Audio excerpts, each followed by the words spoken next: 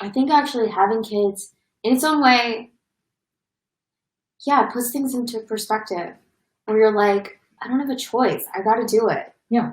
There's a little life on the line. Whereas if it's just you can subject yourself to whatever fate Right, you... exactly. You can be like, okay, I guess I just get to live a shitty life. Right. That's a hell of a lot harder. There's a little 2-year-old looking at you wondering where's dinner. Yeah. But I think you owe that to yourself as well.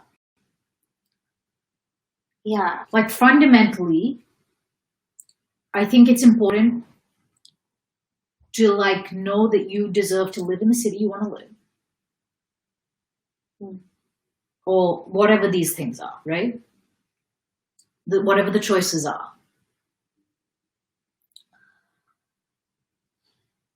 Yeah. And as if you are a little person who wants a certain thing, it's up to you to make it happen.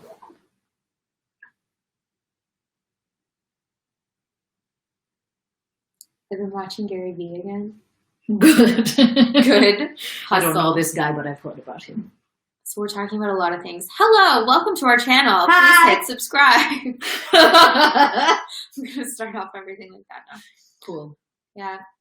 And we're talking about making ends meet during this time. Yep. Feeling squeezed and stuck and like options are closed off. Yeah. And like finding a way. That when you decide to find a way, it appears. It might not be easy or pretty, but when you just cut off all other options, you do it. It's there. Yeah. So anyway, I've been watching Gary Vee again. We go on and on. You know, I hate him. I know you only watch people you hate. I really? What is that? I'm so self-punishing. I'm also doing a meditation with Deepak. Of course. What is this? You love not liking Deepak. I'm like okay with him. Actually, is that because of Emily's? Yeah, when Emily was like, no, I was like, okay. I don't know why Emily was the voice of reason. I was like, she likes Deepak. She's fun. Emily, the voice of reason, she'll enjoy that. Is she subscribed? Wait, let's make her. She would love this. I know. I think I've messaged her about it. I'm pretty sure. I also think that this would make a great podcast. Mm-hmm. Minus the War and Peace. What? I mean, the War and Peace is great. But I just think there's enough stuff here to talk about that it could just be its own thing. Like, Sounds True presents. Sounds True? Yeah, you've never heard those? No, what do you mean Sounds True? Oh my god, Sounds True is this like production company that does all these like touchy-feely recordings. Love it. Oh my god, someone on my other YouTube channel said that I should do ASMR. Yeah. You should. That's bizarro. You're gonna have to be. Oh my god. But I know what they're talking about because I can kind of talk it's like rasp. That's a really weird thing to Emeluna! Oh, we have a guest. We have a guest. We're streaming. You're streaming? Yeah, now you're streaming. Oh my god. Put her closer in. No, I didn't. I haven't turned your picture around to the wide world of the internet. You're facing me. Oh my god. But you're reading War and Peace. Yeah. How's it going? Ooh, you have a mic now. High tech. We got it just for the war and the peace. Really? No. You had it? Yeah. We put very little work into this. Yeah. Anyway, Janessa just brought you up. Or maybe I did. Somebody just brought you up and Janessa was like, is Emily subscribed to our channel or what? And I was like, you need to tell her. How's the book going? This is what I want to know. I'm calling in. Call in? You got to call in the chat on the thing. Should That's how we you put really in a call phone in. number? Our phone number? Don't Wouldn't that be super weird? I don't want Let's to. do it. How about it? I did a voice that seems like it goes with the pose that you're in. Yeah, That's what that was just now. I don't think that's what you sound like. Or whatever. Excuse me, let's make this meaningful to your viewers. I don't understand. Yeah, definitely we should. Ready? Right now. That's why I want a review of the book. Where are you at right now? Okay, so you can be here for our summary. Right. What we read last night.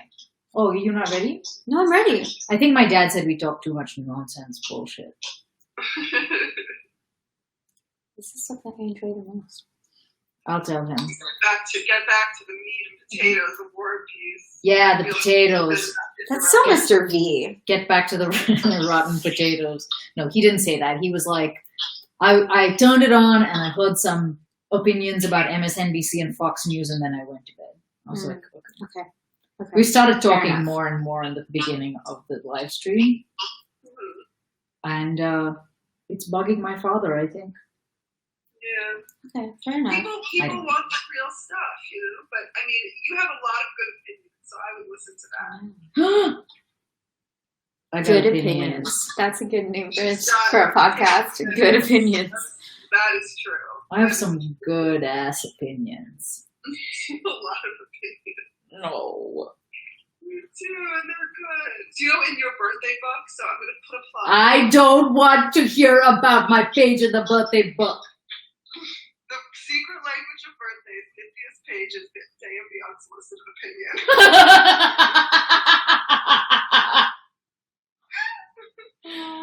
That book can go to hell. I love that book. Everyone should buy it. Don't buy it. Anyway. All right. So, summary. Okay, so Emily, hi. Hi. How are you? Why is it so sunny where you are? It's not. It must be a light because it's Okay, definitely. you look very glowy. Your skin looks flawless. It does. Thank you. I have nothing to promote it for. I use nothing. Okay. I was talking about you because I was saying how I have dug a little into Deepak Chopra, and the sole reason is because you were into him. And for some reason, that was like, oh, I do. I'm getting on the train. Bobby doesn't like him. No. No. Why? Well, neither did she. You remember this conversation? Yeah, I do. Yeah, because I thought he was a sellout. I like him. He has a lot of secrets. He knows a lot of things. He does seem to know a lot of things. Yeah, that's how he talks, all right. He talks like he knows it all. Isn't there a thing online where it's just like an index of the words that he's made up?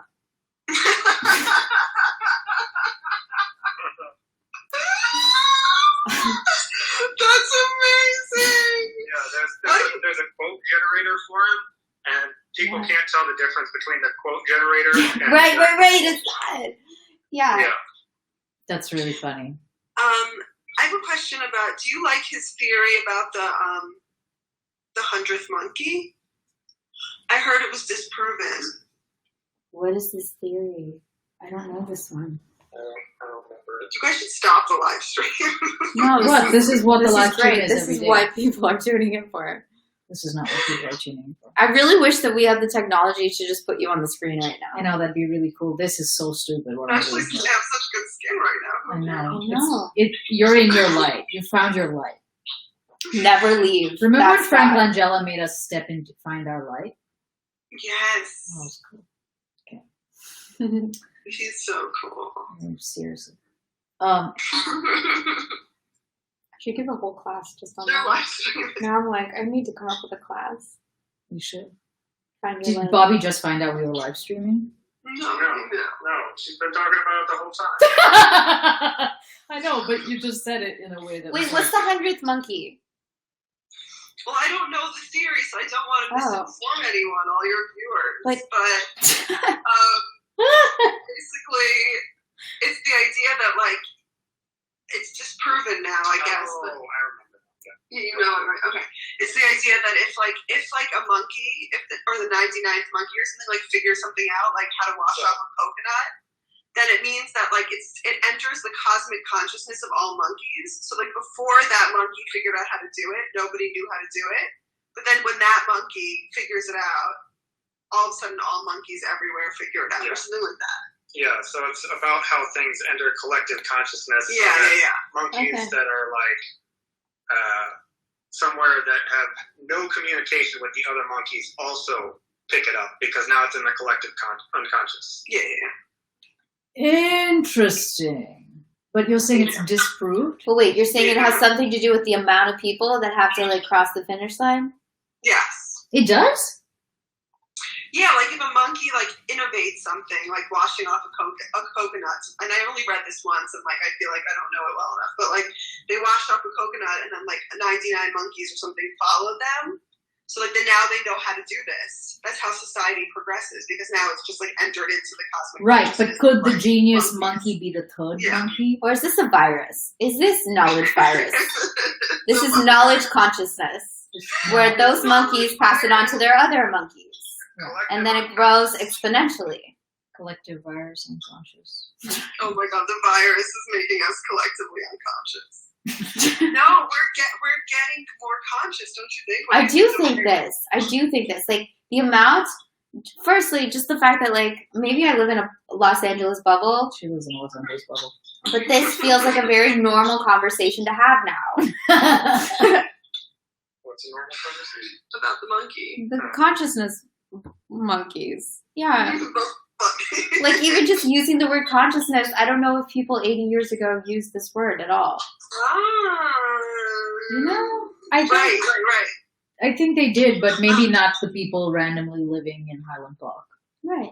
Like I feel like the people, like 100 people have used the word consciousness, and so now it's like more. Yeah. How many unconsciouses does it take to make us Make one conscious?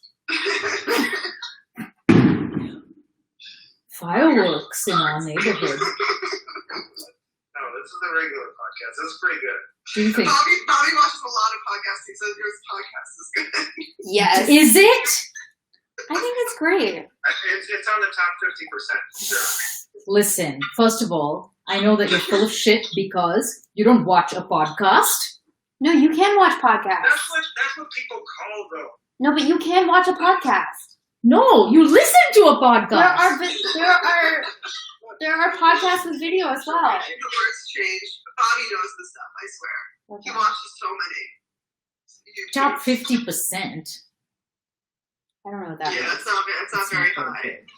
But we're literally just talking, so it can't be that good, can it? I think we could have a great podcast. The The difficulty is we just don't have a good mic. Yeah, that's Well, what the is the trouble. mic you're using? That's the Fix best. it. There's a snowball, I don't have the but cord. we don't have a cord. Right now we're You're literally. not using it, you're just holding it? Oh, the mic No. we're using is A lav. yeah, it's not exactly high tech. It's ultra high. Are you guys actually reading the book? Yes, we're Yeah, we about are. to. Okay, so this is where we're at. Firstly, I told you, this fucking part of it gets longer every day. Firstly, have you subscribed? Yes. Oh, you have. Oh, good. Okay. Do you get a notification when we do it then? Yeah. Is it like? No. Oh, You there's haven't no live subscribed. stream. Maybe Live I stream. didn't subscribe. I thought I did. Okay, well, you have to subscribe now. Okay. I'm sorry, And the like. book wasn't that good. I so Oh. much. Oh, she didn't like the book. It's not you guys, it's the book, War and Peace. It's just like, it was about an army. It's getting better. Is it? What's it about? Well, for one thing, two of the main characters I have diagnosed with personality disorders. And Wait. I think you need to continue diagnosing people. yeah, actually only one of them has a personality disorder. But he's one of the best written narcissists I've ever come across. Sure. Really? Yeah. And So there's no talk of narcissism. narcissism is sexy. Maybe There- that's not. Maybe that's just my problem. That's not just your problem, It's but that the is character. that is the overall problem, yes. So yeah, it's like anything. Like, who cares about the premise after a while? You just come for like for our thoughts on the shitty book. It's true. Anyone can report a piece, but if you guys are doing it, Exactly. That's what makes it special. So one of the main characters is 100% a narcissist, without a doubt. And then with even less doubt, another one of the characters is on the spectrum. really. Yes. You know, I told my brother-in-law he would be really good for that character. I hope they don't. I think it's past at that Why are you time. watching their podcast? Okay. Shut up. Yeah. All right. He doesn't subscribe either. I love you guys so much. I'm so glad you're doing this. It's really cool. Now, yeah. Why did you just text me if I was okay? Just, because of the virus. I know. It's But also such a to big check and see deal. if you fucking subscribed. Yeah. I like this aggro calling people. We I was should do like- this every episode. I was like, hey, are you okay? And if the answer was no, then that would be a choose your own adventure where I'd be like, oh my God.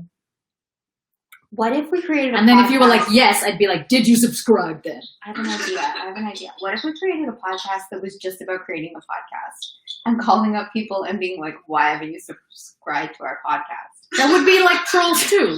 It would be. Have you ever listened to Trolls 2? Do you listen to Pearls too? Bobby listens to podcasts. I didn't The listen. McEnroy brothers. You need to listen to the McElroy brothers. Yes. Will be in Trolls 2. And they are. It's a They podcast. It's a Manifested podcast that. about the McElroy brothers and how they're going to be definitely in Trolls 2. No. Yeah, Yes, it's so good. You, need to do to. this You right now. particularly would like it. Bobby, did you write that down? You need to do it. Thank you. Thank you for the recommendation. We also No have a problem. podcast where I they got play it, but I D&D forget with it. their father, by the way. I can't believe we didn't get COVID yet. I can't believe it either with Bobby coming and going like he does. No, he's living here now. Oh, cool. He moved in yesterday. Yay. I'm so happy. Congratulations, guys. Thank you. Congratulations, Bobby. You just moved in? No, so it isn't. You're not leaving in a week. The virus isn't leaving in a week, so I don't see how you can. Yeah, the virus isn't leaving in a week. Bobby, Oh, don't you know it has a deadline? you're in your dryer repair, but you're going to just go let him in and come back. Okay. Sorry, this relationship issues. Okay. Everyone can see this, guys. We're airing our dirty laundry, Bobby. Okay, goodbye. I love you. Love you, bye. Bye, Emily. Love her. Love her. That's exactly what she would say. Right. Um, So apparently people are wanting more of the War and the Peace or less of the War and the Peace. Who? We're not sure. Your father wants more of it. no, he just no. I do like this idea of a podcast where we just call up people and say, why don't you like our podcast? It's rude of them not to. Really? It's very meta. Yeah, I don't really appreciate it. I can clearly get down with this idea because I'm doing it. Does anyone want to send us a free microphone? Hey. Or a cord. Or a cord. Yeah, we'll take a cord. Actually, I never thought of that. What? That I'm sure a cord would be pretty cheap. Yeah, you just have to look at the back of that. And then figure could we it out. share it? What do you mean share it? Can two people use a snowball? Probably. Yeah, right? As much as two people can use one lav. Yeah, Somebody told me, my mother told me we've gotten to be clearer talkers. that's good. It is. I'm definitely enunciating more. Are you? I am, and I'm speaking louder, which I think is good for me in general. That is good. I've also been doing extensive vocal warm-ups. I Just hear them. They're great. Right before we come on. Right before we're Ma, on. me, me, mo, moo. Yeah. Red leather, yellow leather. Many men making much money. So those are really good. Yeah. Mm. We do all kinds of things before this. Yeah. There's a dance warm up. And like Andrew Cuomo, I do a bunch of push-ups. Oh yeah.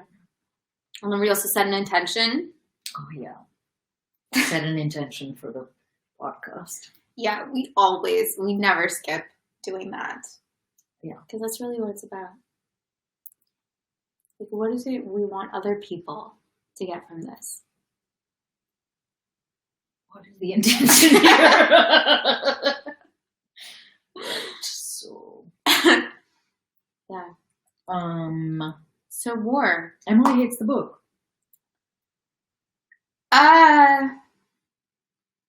Fair enough. Do you hate the book? How do you feel about the book? I don't hate it. I don't hate it. I'm getting something from it. I don't think I ever would have read this book without this. Who would? And there is something different about, okay, so I can be very good at reading a book on my lonesome. And maybe I take it in, maybe I don't. But there really is something different about doing it with someone else. And with all of you. I don't think it affects my retention of it. Yeah? You don't think so? No. Okay. Because we come here and every day I don't know what happened yesterday. Do you find yourself thinking about it at all during your day? No. Okay.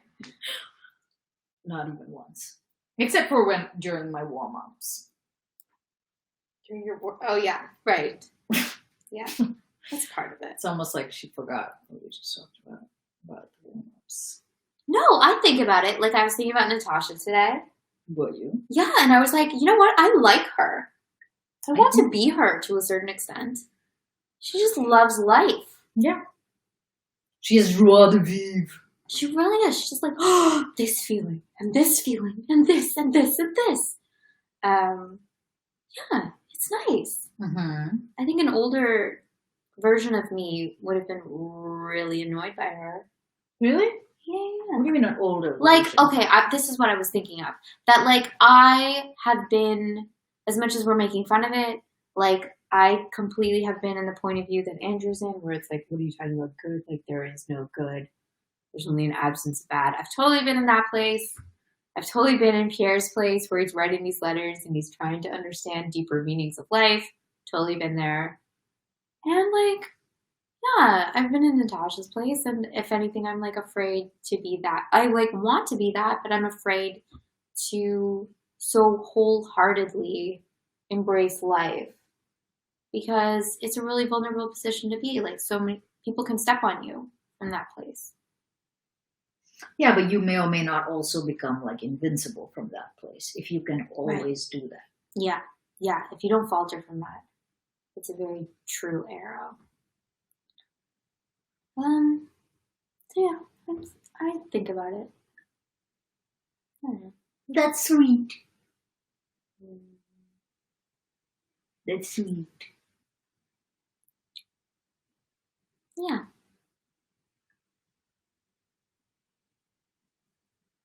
Are you getting anything from it? Yeah. I love her too.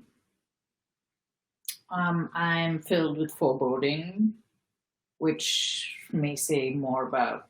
Yeah, is that like? I kind of wonder if that's like a little you. You're hoping to protect. Maybe, but like in the trunk down there. I'm not gonna put your wine glass. I'm sorry. I mean, you could put it on the floor. No, it's okay. Continue. It's down here. What were we talking about? Natasha, and you feel foreboding. Oh yeah, I don't know. There was something. I don't know if this is a movie or we're equally bad at this. I don't know where it was, but some experiment where people, maybe Dan Siegel, are shown like an image, a moving image, a video of a family in the car driving on going on a vacation or like a road trip, and the music is cheerful and the like weather is good and everyone's laughing and having a good time, and like then at some point there's a pause and they're like, what comes next, basically. Mm-hmm. And almost everyone is like, they crashed. Everyone? I don't remember, but like a lot of people. Wow.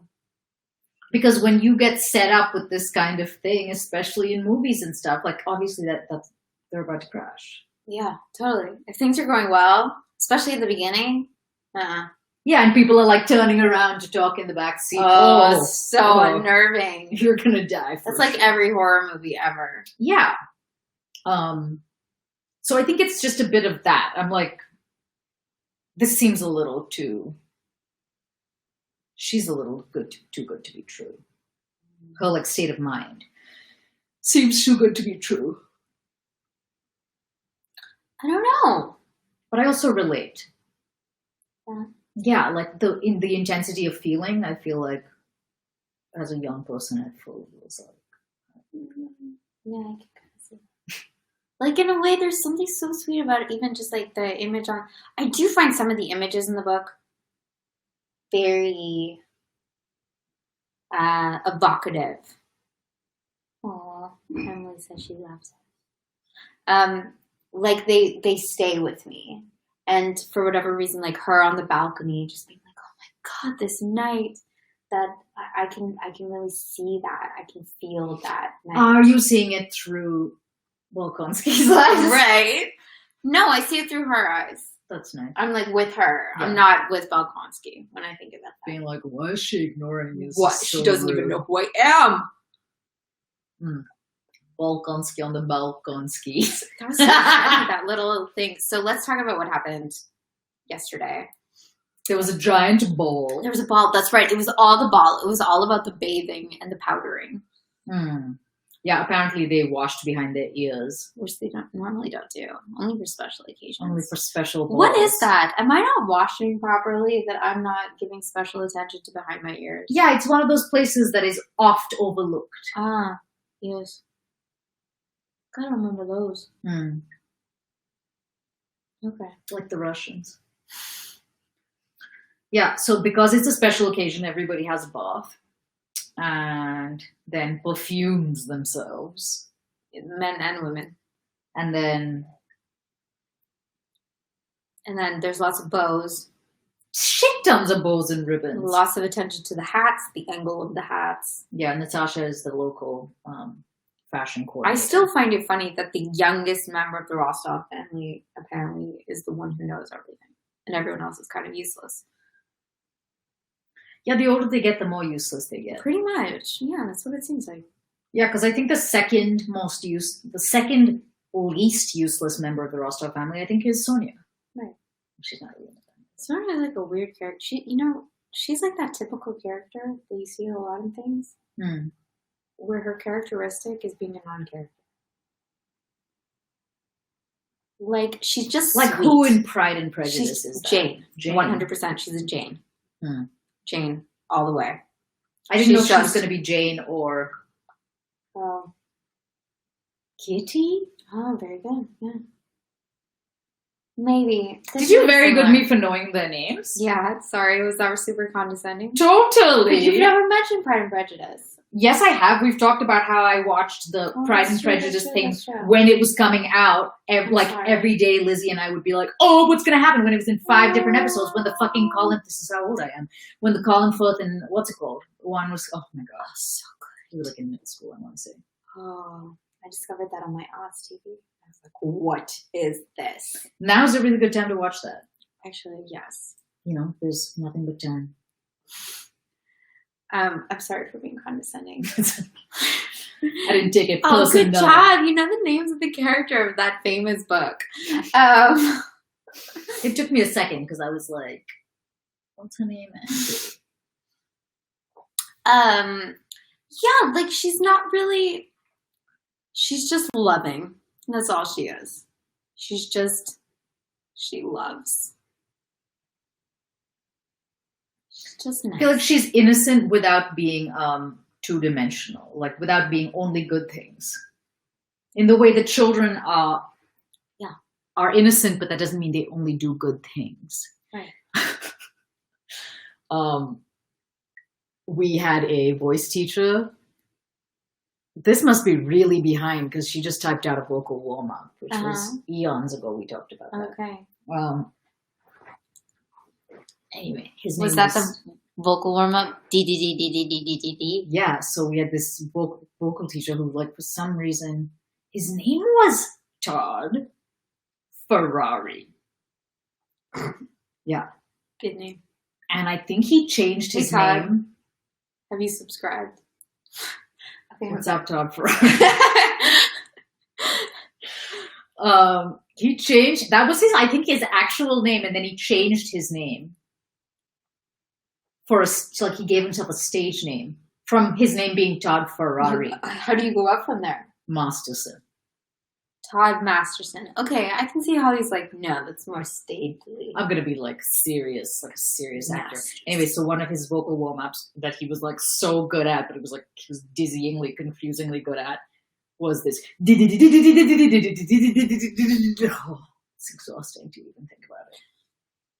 Nice. See? Do you think we can get him on the show? Are you doing? Well, you need to try it. And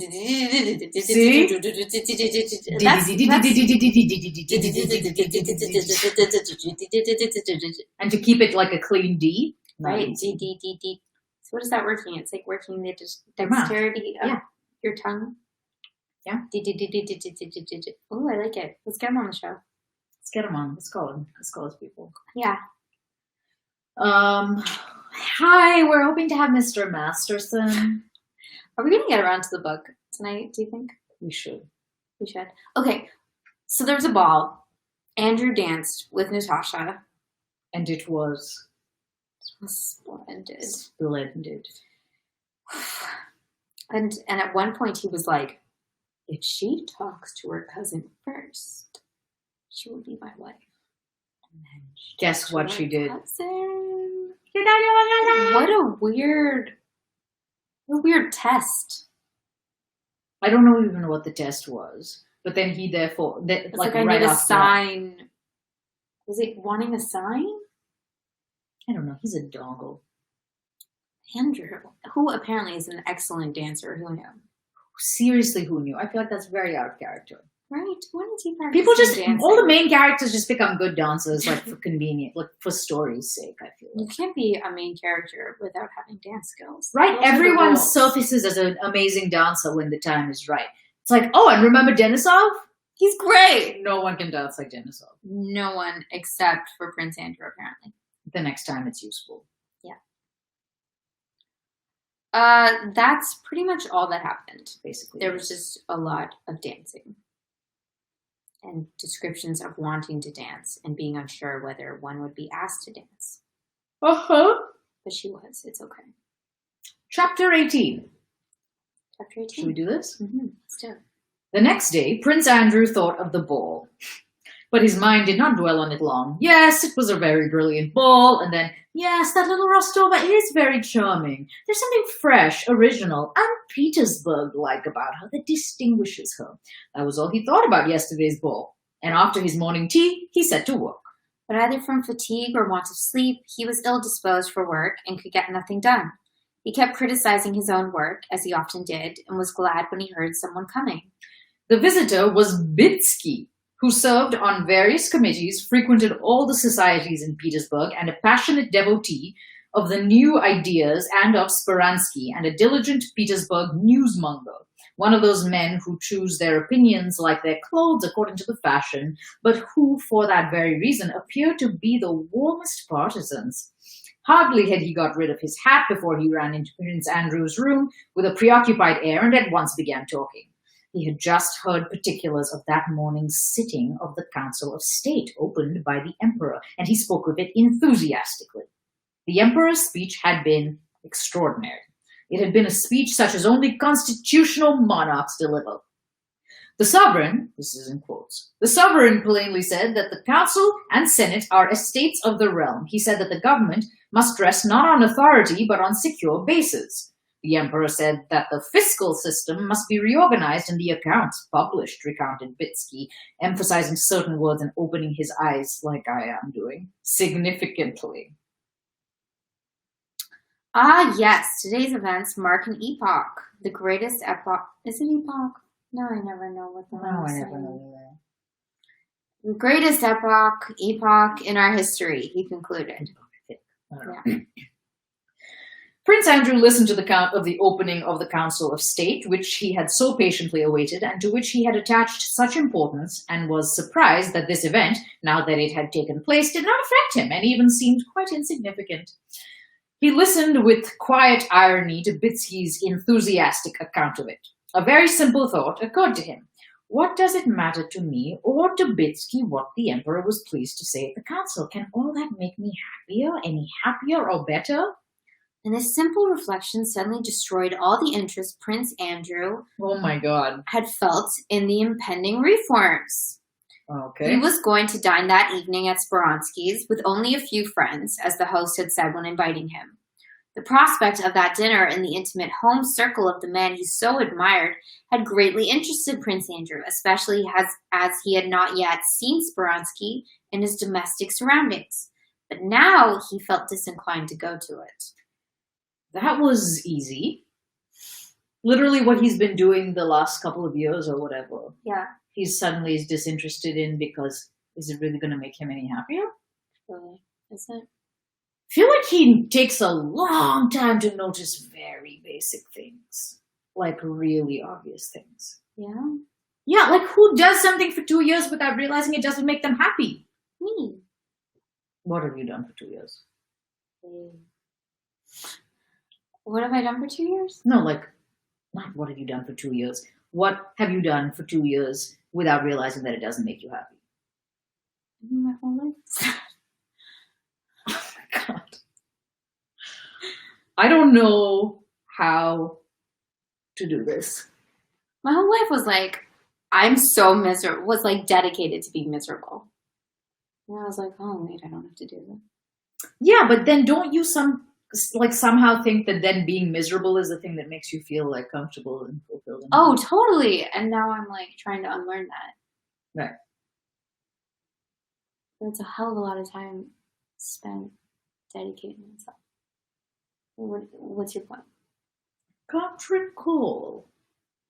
You're like, oh, that was easy. Like, it takes them such a long time to figure this out. But I'm saying, yeah, sometimes it takes a long time to be like, wait, what have I been doing? I guess I think with all the effort that he's put into it, it's a bit weird. Like, it would be like if I wrote a novel or 3 and then we're like, wait a minute. I don't like writing. The thing that strikes me is it seems like he gets a thought and suddenly he's like, oh, like why does this one thought dismantle everything? That's another thing. It's like has like really people have thoughts all the time and they're not like the way that in which I've been living is false. Yeah. I don't know, I feel like he makes a habit of it. Mm-hmm. Right. He's like, nothing that I've just said matters. Yeah. Now only this does. Like everyone has those dark thoughts at night, but then you wake up and you're like, no, it's okay. At night. Usually it's no, night. some people are like, look at the night. Oh my. Oh. Okay. At the appointed hour, however, he entered the modest house. Emily, I don't know what you're saying about low comedy. I remember this being what low comedy is, but I can't remember what it's about. Meaning, why are you talking about it? Low comedy versus high comedy. Okay. Emily, explain yourself. At the appointed hour, however, he entered the modern house Speransky owned in the Torrida Gardens. In the parquetted dining room, this small house, remarkable for its extreme cleanliness, suggesting that of a monastery, Prince Andrew, who was rather late, found the friendly gathering of Speransky's intimate acquaintances already assembled at 5 o'clock. There were no ladies present except Speransky's little daughter, long-faced like her father, and her governess. The other guests were Gervais, Magnitsky, and Stolypin. I don't know, Stolypin. While still in the anteroom, Prince Andrew heard loud voices and a ringing staccato laugh, a laugh such as one hears on the stage.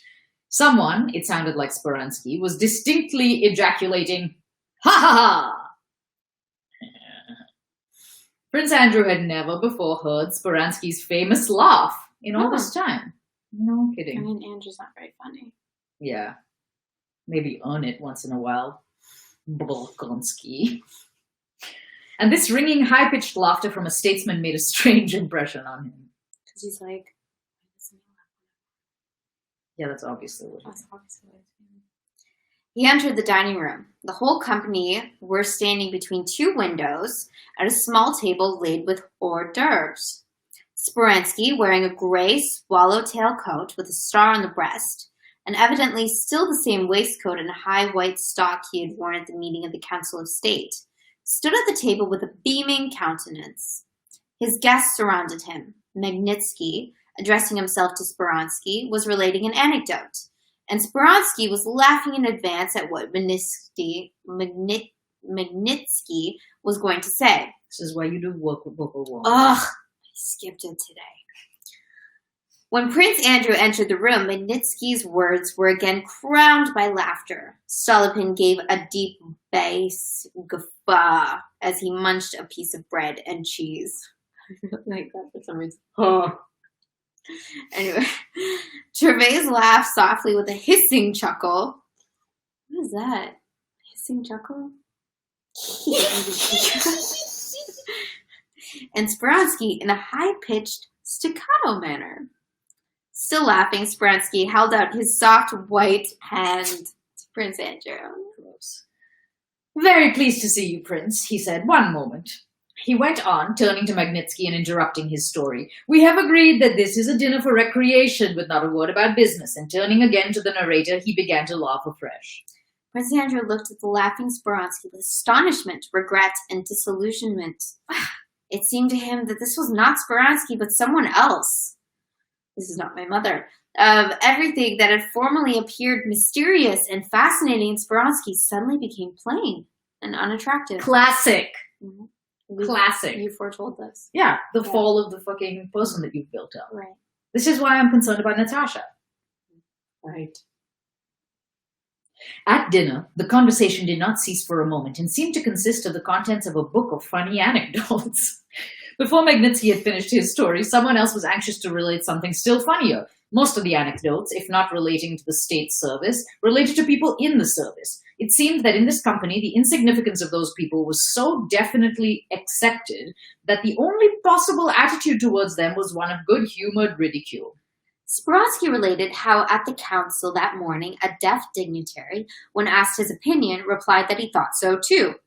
Gervais gave a long account of an official revision, remarkable for the stupidity of everybody concerned. Stolypin, stuttering, broke into the conversation and began excitedly talking of the abuses that existed under the former order of things, threatening to give a serious turn to the conversation. Magnitsky started quizzing Stolypin about his vehemence. Gervais intervened with a joke, and the talk reverted to its former lively tone. Evidently, Speransky liked to rest after his labors and find amusement in a circle of friends, and his guests, understanding his wish, tried to enliven him and amuse themselves. But their gaiety seemed to Prince Andrew mirthless and tiresome. I mean, how could it be mirthless? Tiresome, I get, but like... Hey, he's just blowing our steam. It's okay. I'm not to be silly. Speransky's high-pitched voice struck him unpleasantly, and the incessant laughter grated on him like a false note. Prince Andrew did not laugh, and feared that he would be a damper on the spirits of the company, but no one took any notice of his being out of harmony with the general mood. They all seemed very gay. He tried several times to join in the conversation, but his remarks were tossed aside each time like a cork thrown out of the water, and he could not jest with them. There was nothing wrong or unseemly in what they said. It was witty and might have been funny, but it lacked just that something which is the salt of mirth. And they were not even aware that such a thing existed. That's what it's missing. Salt, sulfur, and mercury. It has too much sulfur, too much mercury, no salt. This is the sulfuriest mirth I have ever experienced. It's just unbalanced. After dinner, Speransky's daughter and her governess rose. He patted the little girl with his white hand and kissed her. And that gesture, too, seemed unnatural to Prince Andrew. The men remained at table over their port, English fashion. In the midst of a conversation that had started about Napoleon's Spanish affairs, which they all agreed in approving, Prince Andrew began to express a contrary opinion. Speransky smiled and, with an evident wish to prevent the conversation from taking an unpleasant course, told a story that had no connection with the previous conversation. For a few moments, all was silent. Having sat some time at a table, Speransky corked a bottle of wine and, remarking, "Nowadays good wine rides in a carriage and pair." I don't know what that means. Passed it to the servant and got up. All rose and, continuing to talk loudly, went into the drawing room. 2 letters brought by a courier were handed to Speransky, and he took them to his study. As soon as he had left the room, the general merriment stopped, and the guests began to converse sensibly and quietly with one another. "Now for the recitation," said Speransky. "Oh, now for the recitation," said Speransky, on returning from his study. "A wonderful talent," he said to Prince Andrew, and Magnitsky immediately assumed a pose and began reciting some humorous verses in French, which he had composed about various well-known Petersburg people. Ooh, Magnitsky's is a wordsmith. He was interrupted several times by applause. When the verses were finished, Prince Andrew went up to Speransky and took his leave. "Where are you off to so early?" asked Speransky. "I promised to go to a reception." They said no more. Prince Andrew looked closely into those mirror-like, impenetrable eyes and felt that it had been ridiculous of him to have expected anything from Speransky and from any of his own activities connected with him, or ever to have attributed importance to what Speransky was doing. That precise, mirthless laughter rang in Prince Andrew's ears long after he had left the house. When he reached home, Prince Andrew began thinking of his life in Petersburg during those last 4 months as if it was something new. He recalled his exertions and solicitations and the history of his project of army reform, which had been accepted for consideration and which they were trying to pass over in silence simply because another, a very poor one, had already been prepared and submitted to the emperor. He thought of the meetings of a committee of which Berg was a member. He remembered how carefully and at what length everything relating to form and procedure were discussed at those meetings, and how sedulously, I don't know that word, and promptly all that related to the gist of the business was evaded. He recalled his labors on the legal code and how painstakingly he had translated the articles of the Roman and French codes into Russian, and he felt ashamed of himself. Then he vividly pictured to himself Bogucharovo, his occupations in the country, his journey to Ryazan. He remembered the peasants and Drone, the village elder, and mentally applying to them the personal rights he had divided into paragraphs. He felt astonished that he could have spent so much time on such useless work. Okay. He's not alone. We have been dragged through it too. We were there for all your useless work. Right. Yeah, we had to read about it. Okay. I don't know if it was useless. Of course it's not useless. What's wrong? I feel like this is a very Russian thing. To be like, this is the one must work thing again, you know? Yeah, but he's saying the opposite. He's like, all my work was meaningless. Yeah, but it's this high society ideas and bureaucracy or reform or lawmaking, that's useless. You have to get down to the dirt of it. I don't see Andrew in the dirt, but we'll see. Maybe he will arrive there yet. There's something about the fact that Andrew lives in the country that I think we're supposed to respect about him. Yeah, he's more in touch with real life than all those people in Petersburg are. But he's not. He's Thoreau, living in the woods. But he's not. Did you know that Thoreau apparently was delivered donuts by his mother? Donuts? Donuts. Shit. Donut friend. I need to do something. Sorry. Excuse me. If Thoreau can eat donuts? Yeah, he was living in the woods, whatever. But his mother would send him a basket of goodies every week. Dude. He's figured everything out. Right? He solved it. Yeah. Go on. Okay. Chapter 19. Next day, Prince Andrew called at a few houses he had not visited before, and among them at the Rostovs, with whom he had renewed acquaintance at the ball.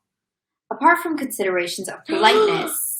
It's closed. No, c'est possible, mais c'est samedi. I think they have new hours. I don't know if I'll recover. Let's see. I'm sorry. Okay. Oh. Apart from considerations of politeness, which demanded the call, he wanted to see that original, eager girl who had left such a pleasant impression on his mind in her own home. I like how he's acting that like he doesn't know her name or something. He's like, who's that It's girl? like that young thing. She was interesting. I don't really care. Natasha. Interesting. Natasha was one of the first to meet him. She was wearing a dark blue house dress in which Prince Andrew thought her even prettier than in her ball dress. Aww. She and all the Rostov family welcomed him as an old friend simply and cordially. The whole family, whom he had formerly judged severely, now seemed to him to consist of excellent, simple, and kindly people. The old cap's hospitality and good nature, which struck one especially in Petersburg as a pleasant surprise, was such that Prince Andrew could not refuse to stay to dinner. Yes, he thought, they are capital people, who of course have not the slightest idea what a treasure they possess in Natasha, but they are kindly folk, and form the best possible setting for this strikingly poetic, charming girl overflowing with life. See, he's like A setting. He's like their folk. He's charmed by like their, their. He's talking about them that like their placemats. Pretty much. What a setting for this creature to be. In Natasha, Prince Andrew was conscious of a strange world completely alien to him, and brimful of joys unknown to him. A different world, that in the Otradno Avenue and at the window that moonlight night had already begun to disconcert him. Now this world disconcerted him no longer, and was no longer alien to him, but he himself, having entered it, found in it a new enjoyment.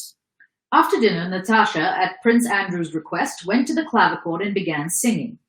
Prince Andrew stood by a window talking to the ladies and listened to her.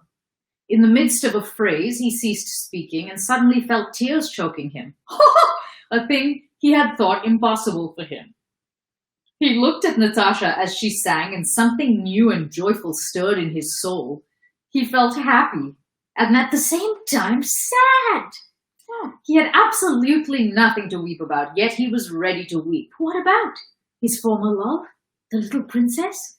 His disillusionments? His hopes for the future? Yes and no. The chief reason was a sudden, vivid sense of the terrible contrast between something infinitely great and illimitable within him, and that limited and material something that he and even she was. The contrast weighed on and yet cheered him while she sang. As soon as Natasha had finished, she went up to him and asked how he liked her voice. She asked this and then became confused, feeling that she ought not to have asked it. He smiled, looking at her, and said he liked her singing, as he liked everything she did. Prince Andrew left the Rostovs late in the evening. He went to bed from habit, but soon realized that he could not sleep. Having lit his candle, he sat up in bed, then got up, then lay down again, not at all troubled by his sleeplessness.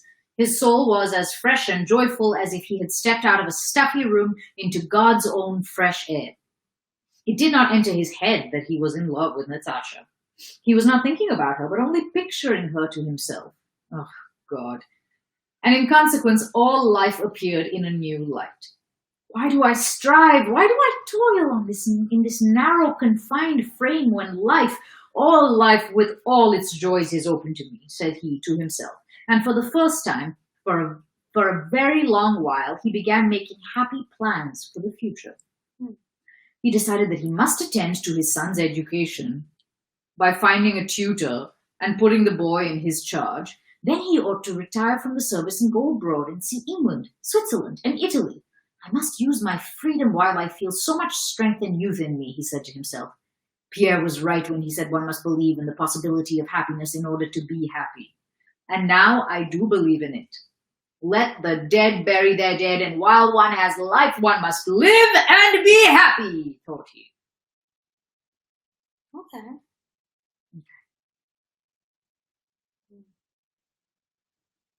Chapter 20. One morning, Colonel Berg, Yes. whom Pierre knew as he knew everybody in Moscow and Petersburg, came to see him. Berg arrived in an immaculate, brand new uniform with his hair pomaded and brushed forward over his temples as the Emperor Alexander wore his hair. Oh, wait. I just remember the last time we saw Berg. We saw Berg, and it was that uncomfortable Yeah. conversation with Father Rostov. Yeah, I forgot about that. I mean, not that it was Berg's fault. He's grown accustomed to such an expectation of how life goes. Yes. I have just been to see the Countess, your wife. Unfortunately, she could not grant my request, but I hope, Count, I shall be more fortunate with you, he said with a smile. What is it you wish, Colonel? I am at your service. I have now quite settled in my new rooms, Count. Berg said this with perfect conviction that this information could not but be agreeable. And so I wish to arrange just a small party for my own and my wife's friends. He smiled still more pleasantly.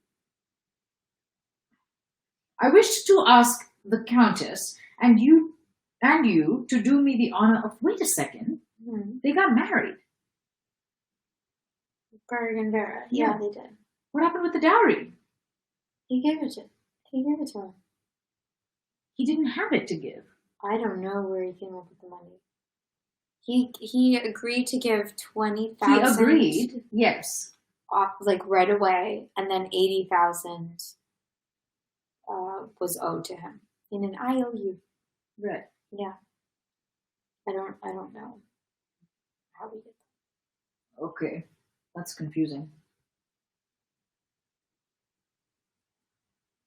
I don't know.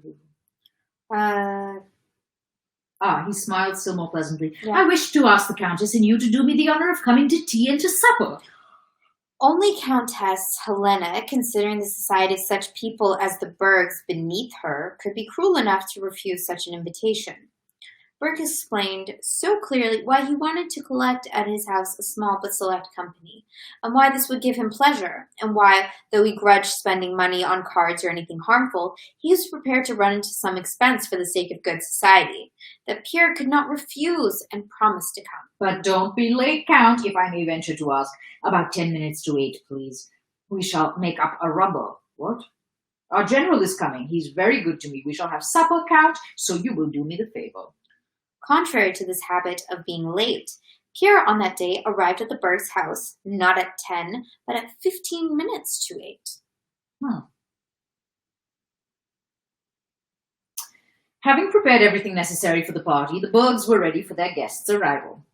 In their new, clean, and light study, with its small busts and pictures and new furniture, sat Berg and his wife. Berg, closely buttoned up in his new uniform, sat beside his wife, explaining to her that one always could and should be acquainted with people above one, because only then does one get satisfaction from acquaintances. You can get to know something. You can ask for something. See how I managed from my first promotion? Berg measured his life not by years, but by promotions. My comrades are still nobodies, while I am only waiting for a vacancy to command a regiment and have the happiness to be your husband. He rose and kissed Vera's hand, and on the way to her straightened out a turned-up corner of the carpet. And how have I obtained all this? Chiefly by knowing how to choose my acquaintances. This is very Boris-like. It goes without saying that one must be conscientious and methodical. Berg smiled with a sense of his superiority over a weak woman, and paused. Okay. Cool. Good for you, Berg. Nice. And paused, reflecting that his dear wife of his was, after all, but a weak woman who could not understand all that constitutes a man's dignity. What it was, ein Mann zu sein. To be a man. Thank you for putting that in German. Just to make it slightly more offensive. Sure. Vera, at the same time, smiling with a sense of superiority over her good, conscientious husband, who all the same understood life wrongly, was, according to Vera, all men did. Berg, judging by his wife, thought all women weak and foolish. Vera, judging only by her husband and generalizing from that observation, supposed that all men, though they understand nothing and are conceited and selfish, ascribe common sense to themselves alone. What a relationship. They're both like, you're an idiot. And they're like, yes, thank you, darling.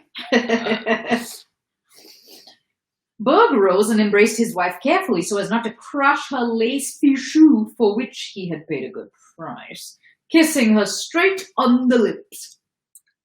The only thing is we mustn't have children too soon, he continued, following an unconscious sequence of ideas. Yes, answered Vera, I don't at all want that. We must live for society. Princess Yusupova wore one exactly like this, said Berg, pointing to the fichu with a happy and kindly smile. Just then Count Bezhukov was announced. Husband and wife glanced at one another, both smiling with self-satisfaction, and each mentally claiming the honor of this visit. Oh my god. This is what comes of knowing how to make acquaintances, thought Berg. This is what comes of knowing how to conduct oneself. But please don't interrupt me when I am entertaining the guests, said Vera, because I know what interests each of them and what to say to different people. Berg smiled again. It can't be helped. Men must sometimes have masculine conversations, said he. They received Pierre in their small new drawing room, where it was impossible to sit down anywhere without disturbing its symmetry, neatness, and order. So it was quite comprehensible and not strange that Berg, having generously offered to disturb the symmetry of an armchair or of the sofa for his dear guest, but being apparently painfully undecided on the matter himself, eventually left the visitor to settle the question of selection. What? So he's like, sit where you want? Is that yes, his but problem? Just a lot more drama, yeah. Pierre disturbed the symmetry by moving a chair for himself. And Berg and Vera immediately began their evening party, interrupting each other in their efforts to entertain their guests. Vera, having decided in her own mind that Pierre ought to be entertained with conversation about the French embassy, at once began accordingly. Berg, having decided that masculine conversation was required, interrupted his wife's remarks and touched on the question of the war with Austria, and unconsciously jumped from the general subject to personal considerations as to the proposals made him to take part in the Austrian campaign and the reasons why he had declined them.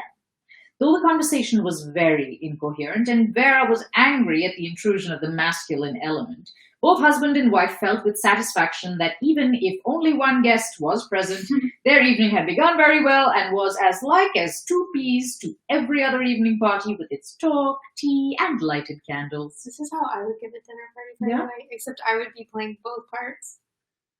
I should talk about this. No, I should talk about this. Oh. It would be very, very awkward. Cool. Yeah. Let's do this. Also, masculine conversation. I don't know, because it sounded like they were both about the war. Or like right? both about international What defines the affairs masculine conversation? War. Because she wanted to talk about the embassy. Oh. And diplomacy is gay. Ugh. Before long, Boris, Berg's old comrade, arrived. There was a shade of condescension, what? And patronage in his treatment of Berg and Vera. Quelle surprise. After Boris came a lady with the colonel, then the general himself, then the Rostovs, and the party became unquestionably exactly like all other evening parties. What?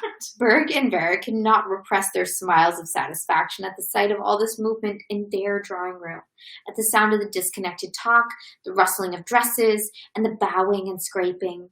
Everything was just as everybody always has it, especially so the general, who admired the apartment, patted Berg on the shoulder, and with paternal authority superintended the setting out of the table for Boston. For Boston? Card game, I believe. Oh, okay. Thank you. The general sat down by Count Ilya Rostov, who was next to himself the most important guest. The old people sat with the old, the young with the young, and the hostess at the tea table, on which stood exactly the same kind of cakes in a silver cake basket as the Panins had at their party. Jesus. everything was just as it was everywhere else. Oh my God. It's wonderful. What a success. What a success is just like going to anyone else's house and having any other night that's already existed. This couch is exactly like the Joneses' couch. Wow. I didn't expect there to be so much emphasis on parties in society in War and Peace. So important. What would you like to do? Continue or stop? Is that what you're Yes, suggesting? that is what I'm saying. Where are we at with book 6? I just want to check.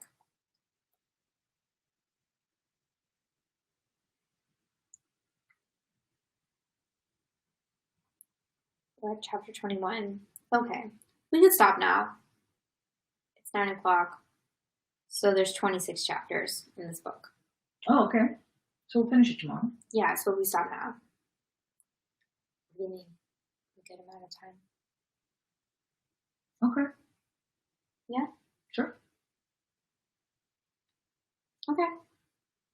Wasn't that wonderful? Wow. Don't want to I feel like we subscribe. barely read. I feel like we barely read as well. Is that true? Yeah, it is. Yeah, it's kind of true. Oh, shit. We could keep going, but then we'll break up the books. Yeah. I'm gonna break up the books.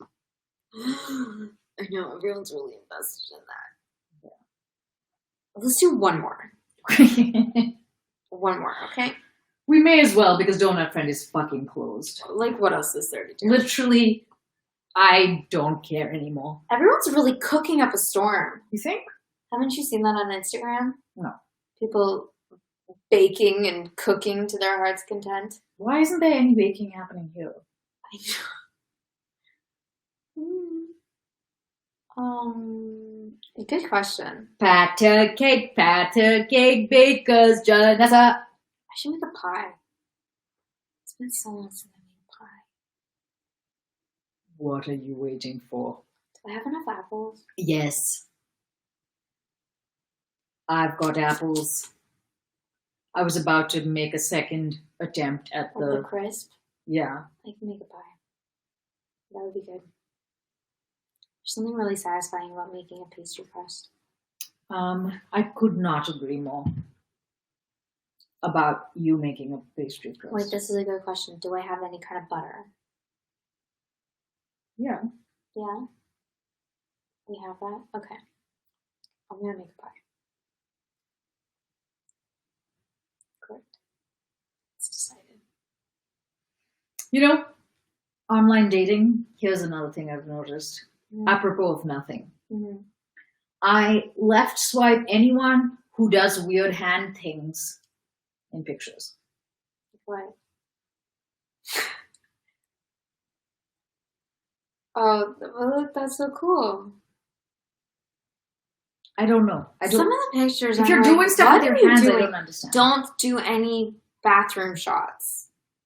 You know, like the badly lit bathroom with their shirts off? No. I'm not a fan of the sedated animal. I'm not a fan of the fishing. Clearly, that's one of my big ones. Also, another weird thing is when like all the pictures are just group photos. Also, And it's you weird if can't all of them are actually tell. selfies. Right, you need a combination. Agree. But if they're all group photos, you're like, wait, so who is it? I've never seen that all. Oh, okay, I've definitely seen that. I'm like, this is confusing. Sometimes it's just like the laziness that goes into the photos that I'm like, what are you doing, dude? You know what else I hate, speaking of laziness? Yeah. The people who are like, I'm an open book, just ask. Cool, thanks. You realize the whole point of the profile is so that people don't have to bloody ask you? Right. I find that offensive. Like laziness to an almost offensive degree. Just ask. Why are you making the other person do the work? I just think I'm lazy when it comes to it. I don't fill in all the details. Some of the profiles I've seen are like, whoa, that's you. You filled the short novel there. Thank you. And by the way, Mm-hmm. it just means I'm gonna left swipe that shit. Right. It's just like, don't have time for that. Yeah, it's one of those things that I'm like, if you can't be bothered to like try to communicate in any way who you are, Yeah. that person's gonna be lazy moving forward. It's a weird time for online dating. Yeah, it is. Also because I'm worried for everyone. What do you mean? Like, part of me just wants to be like, are you okay? Are you safe? Oh my god. You should go save everyone on Hinge. I think that's a good project for you. Wouldn't it be good? Go around, Like, save be like, dating everyone. aside, let's talk. How are you feeling? Yeah, I think you should do this. Do you need a free therapist who isn't really qualified to be your therapist? And it's not free. It's not free. Don't go around giving free Venmo stuff. me at... Yeah. Maybe just do that. Like, trick people into a free therapy session. Like, into a therapy session, and then send them an invoice. Definitely. I love that idea. I love that idea. Great. Starting my online coaching business. I feel like I should have an online coaching business. I want to start all the things, but do it really badly. Like, could I have my own workout videos? That would be so confusing. I think you should do it. Be like, okay, and then you go, take these ones, the ones that are big. Let's And lift the cookie. And lift the cookie. And You lift don't the eat cookie. cookies. No, but other people do. Yeah, they do. But your like style of working out is not eating a bunch of cookies. That's what I'm saying. That is not No, I'm not that bad. indicative of your. I'm not that bad. Correct. My workout video would just be like, and sit here and don't eat. No. And don't eat. And think about eating, but don't eat. I need that video. I'm hungry. Why is Donut Friend Where are the closed? donuts? He's so great right now. If Donut Friend was watching, and we knocked at the door. I would be afraid. We heard you need donuts. I would be like, are any of them cake? Are any of them old fashioned? That's what I want to know. The old fashioned is smaller than every other donut. Maybe. Because of the weird shape. I But was that's like, only this is because the less size donut. of them are ridiculous. No. What is up with America? Like, it's bagels, it's donuts, everything is just ginormous. It's fantastic. Like, a bagel, so Bell's Bagels, amazing. Yeah, they're fantastic. Amazing. So different. I know this is really interesting. But a Montreal bagel is like this weird little bent screw shape. Like, or not, like the nut shape. Like, it's like, and it's small. It's like half the size of a bagel here. Fuck them bagels. But they're so good. Are they though? No, so I argue better. But like, no Better. one knows. Like, Montreal bagels are not a thing. I don't know why. Let's bring the Montreal bagel to Los Angeles and let them duke it out. No, not to Los Angeles. I'm amazed that Bell's Bagel has a half decent bagel because everyone knows that the only good bagels that exist are in New York. Montreal bagel, I forgot. I don't know what that. Hey, how's it going? Yeah. Can't you Montreal- tell? It's so good. I mean, it's just different. They're like chewy. They're chewy. It's almost like, it's not a pretzel. But I am surprised by the bagels that I associate with being American. Mostly I've eaten bagels in New York. It's just a lot of bread. It's a lot of bread. I'm like, okay, that's great. But yeah, like you can have half a bagel and you're like, that's enough. Montreal bagel is like its own little, I don't know. You haven't had one? You visited your sister in Montreal. You guys never did that? Yeah, but no one was ever like, you gotta get a bagel while you're here. But you gotta! No, that's like all I want to do. That is... I want to go at midnight to Fairmount Bagels and get a bag of hot, beautiful bagels and just eat them without anything, just like You that. who go at midnight? Yeah, Wow. they're open 24 hours. Whoa. They're baking 24 hours. Now that I respect. And I like to go on Christmas too because, of course, I don't know, they're all Jewish. So they don't close for Christmas. So you go and you get bagels on Christmas Eve or whatever.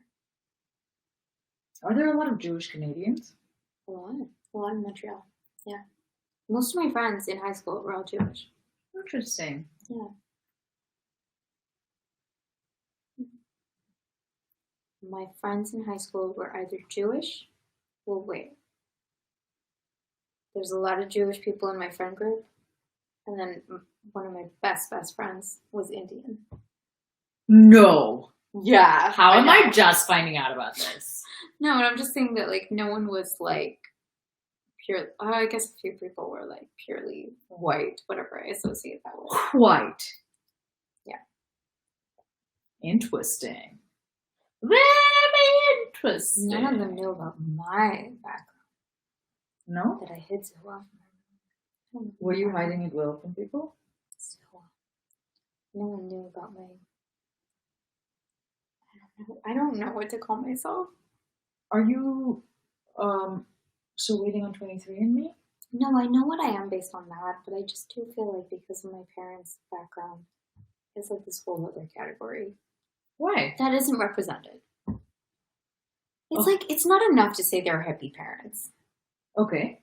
Because that makes them, that can mean so many different things to different people. That can make them sound like they were into drugs, which they weren't. Or they were just like touchy-feely, which, were they? Were they?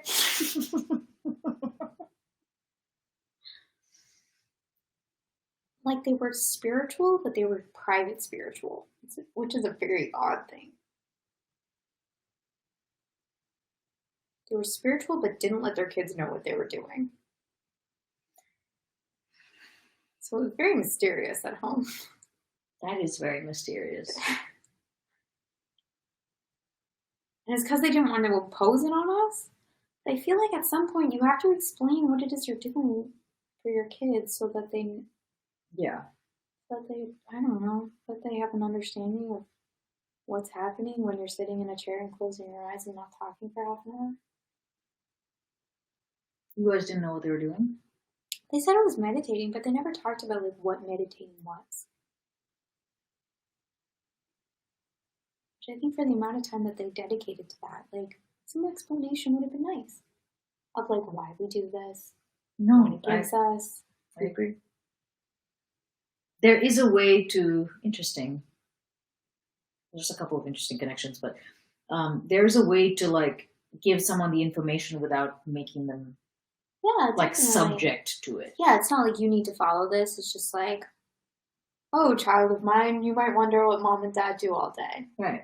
Which, interestingly, like a lot of your hesitation in listening to the news and stuff has been like, I don't want to buy into the Right. thing of it. Yeah. But it is, in theory, feasible to like get like know the information without it meaning that you are then like, you know what I mean? Yeah, definitely. So it's almost like if we tell them what meditation even is, that will just like overrun their. Yeah, then we'll be deciding their personalities in Yeah. some way.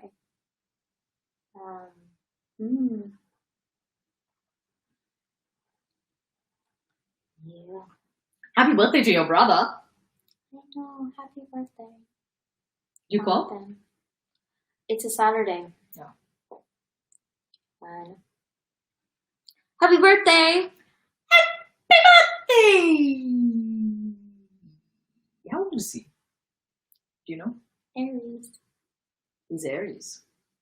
Yeah, I can't think of it. Should we read one more chapter? Yeah, let's read one more chapter. Hey, how's it going? Yeah. I don't know, something like that. Okay, Jacob. Jacob Smith. What's up, Jacob? Nice name.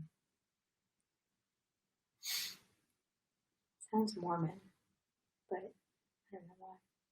No, wait. Because of John Smith. Is it John Smith? No. Who's the Jacob? Who's the Mormon prophet? John Smith. It's not John Smith. I'm pretty sure it is. I think that's Pocahontas. There can be more than one John Smith.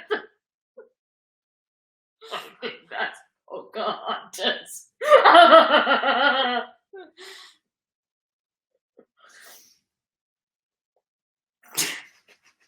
Isn't it?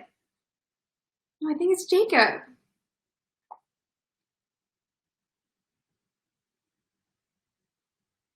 It's not Jacob. It's something that sounds made up. Mormon.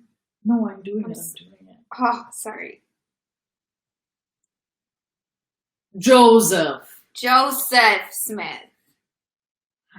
That's pretty close, dude. I mean, Smith is a pretty common last name. And Joe is a pretty generic name. Yeah. Just like John. Jacob is a much better name than Joe. Much better name. Jacob? Oh, love a Jacob. Love a good Jacob. I actually do like that name. Yeah. Oh, Joseph Smith is an impressive looking man. I can't. Okay, chapter 21. Yes. Pierre, as one of the principal guests, had to sit down to Boston with Count Rostov, the general, and the colonel. At the card table, he happened to be directly facing Natasha and was struck by a curious change that had come over her since the ball. She was silent and not only less pretty than at the ball, but only redeemed from plainness by her look of gentle indifference to everything around. What? What's the matter with her? Thought Pierre, glancing at her. She was sitting by her sister at the tea table and reluctantly, without looking at him, made some reply to Boris, who sat down beside her. After playing out a whole suit,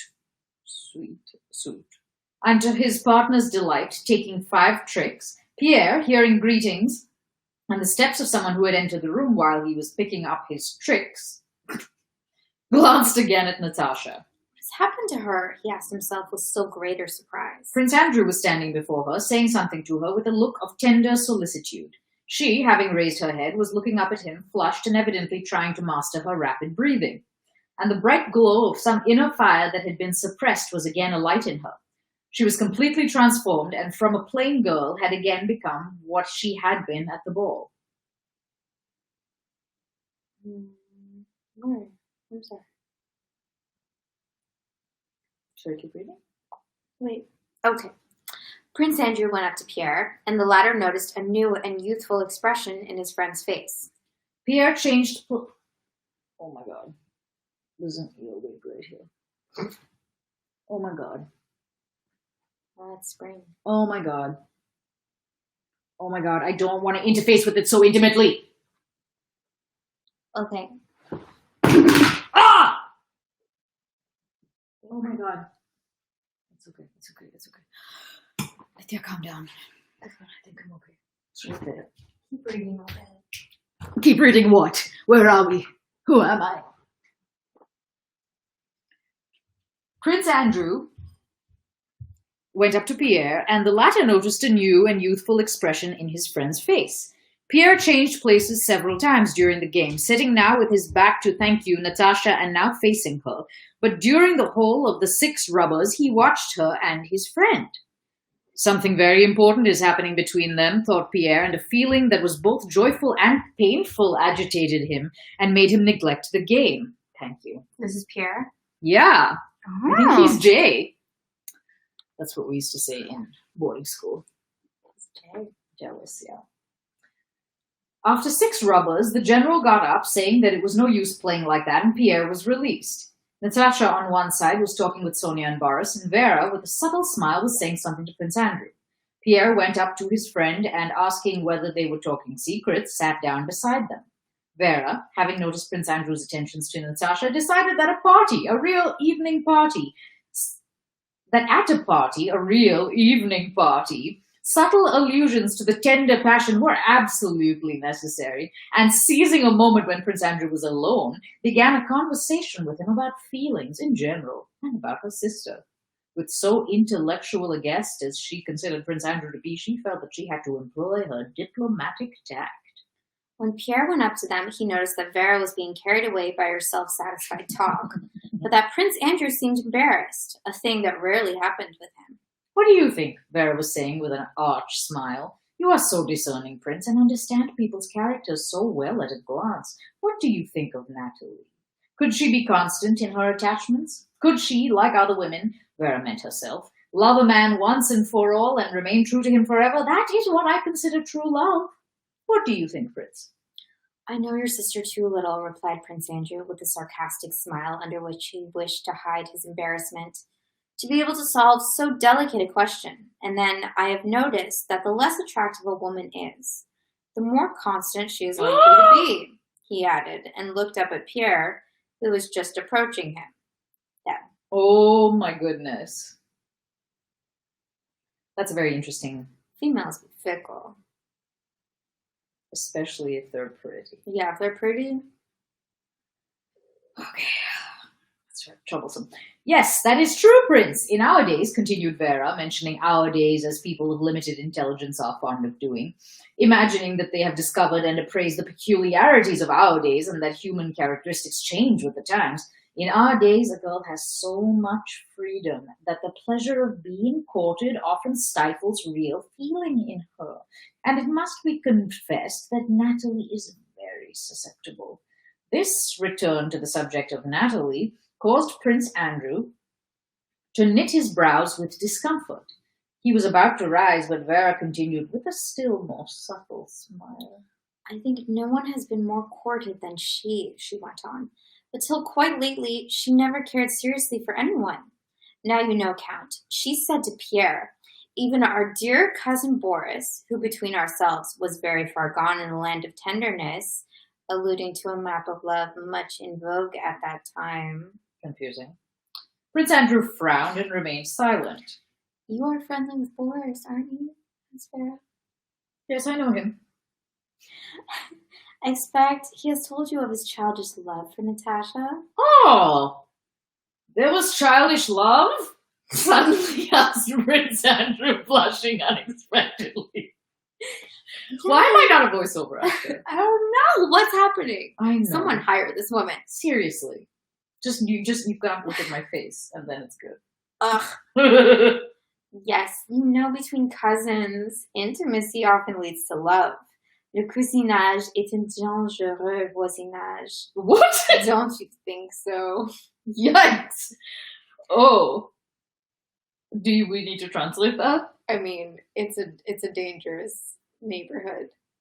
Yeah. Cousinhood is a dangerous neighborhood. For all y'all cousin lovers out there. Totally normal. Just embrace it. Oh, undoubtedly, said Prince Andrew, and with sudden and unnatural liveliness, he began chaffing Pierre about the need to be very careful with his 50-year-old Moscow cousins. And in the midst of these jesting remarks, he rose, taking Pierre by the arm, and drew him aside. Well, as Pierre, seeing his friend's strange animation with surprise, and noticing the glance he turned on Natasha as he rose. I must have a talk with you, said Prince Andrew. You know that pair of women's gloves. He referred to the Masonic gloves given to a newly initiated brother to present to the woman he loved. But no, I will talk to you later on. And with a strange light in his eyes and restlessness in his movements, Prince Andrew approached Natasha and sat down beside her. Pierre saw how Prince Andrew asked her something and how she flushed as she replied. So he's a Mason too, Andy? We didn't mention that. He has gloves too? Clearly. We totally skipped over that part. I thought he was talking about Pierre's gloves, and I was like, how do you know about this? Your gloves to her. Yeah. I must go give her my gloves. No, later. How would you feel if someone gave you a pair of gloves? I was like, I could only give this to someone of true virtue. I don't know. I would weep, most likely. From joy? Yes, that. But at that moment, Berg came to Pierre and began insisting that he should take part in an argument between the general and the colonel on the affairs in Spain. Berg was satisfied and happy. The smile of pleasure never left his face. The party was very successful and quite like other parties he had seen. Everything was similar. The ladies' subtle talk, the cards, the general raising his voice at the card table, and the samovar and the tea cakes. Only one thing was lacking that he had always seen at the evening parties he wished to imitate. They had not yet had a loud conversation among the men and a dispute about something important and clever. Now the general had begun such a discussion, and so Berg drew Pierre to it. That'll do. That'll do the trick. Good. End of chapter 21. Great. What a party.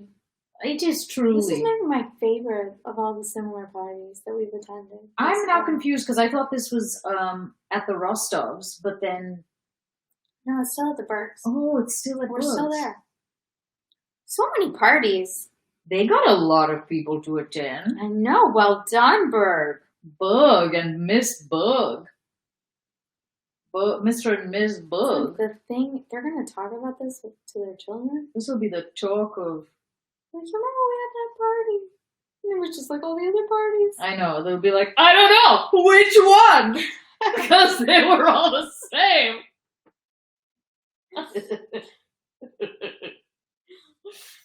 Oh my god. I'm hungry. It's chapter 22. There's no donuts in sight. And that's where we are. That's where we are. That is what is. I think we're going to finish this chapter tomorrow's. Yeah. On a Sunday. We finished a chapter. You mean a book? I mean a book. We're going to be at chapter 7 tomorrow. Book 7. And you know what that means? Tomorrow. It means we're all the more closer to book 10. And something special happens at the end of book 10. Does it? Yeah, there's going to be feet in the air. Like you just don't care.